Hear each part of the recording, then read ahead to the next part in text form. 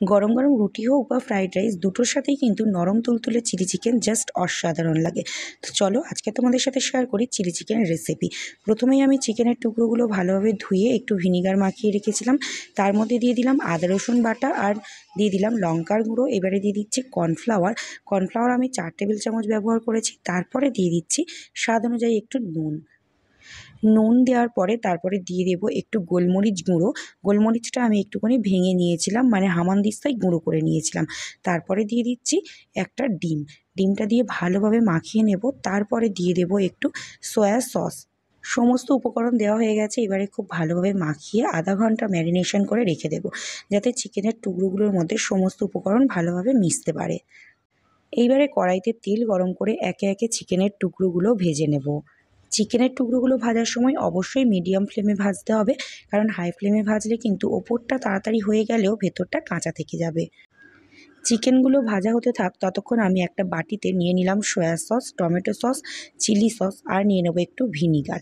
সব কিছু খুব ভালোভাবে একদম মিক্স করে নেব। এই মিক্স করা সসটা কাজে লাগবে রান্নার লাস্টে, মানে গ্রেভি তৈরির সময়। আর এদিকে চিকেনের একটা সাইড ভাজা হয়ে গেছে, অপর দিকটা উল্টে দিলাম আরও ভালো করে ভাজার জন্য। দুটো সাইড খুব ভালোভাবে ভাজা হয়ে গেছে। এইবারে তেল ঝরিয়ে তুলে নেব। চিকেনের পিসগুলো ভাজার সময় একটা জিনিস লক্ষ্য রাখতে হবে, চিকেনের কোটিংটা যেন খুব বেশি মোটা না হয়। চিলি চিকেনের কোটিংটা মোটা হয়ে গেলে খেতে কিন্তু খুব একটা ভালো লাগে না। তো এইবারে তেল থেকে আরও একটু তেল তুলে নিয়েছি। ওই তেলের মধ্যে দিয়ে দিলাম রসুন কুচি, আদা কুচি, পেঁয়াজ আর ক্যাপসিকাম কিউব করে কাটা। এবারে খুব ভালোভাবে ভেজে নেব। একটু নরম হয়ে গেছে। এইবারে ওই soya sauce, chilli sauce, vinegar আর টমেটো সসের একসাথে মিশ্রণটা দিয়ে দিলাম। এইবারে চিকেনের টুকরোগুলো দিয়ে দেব।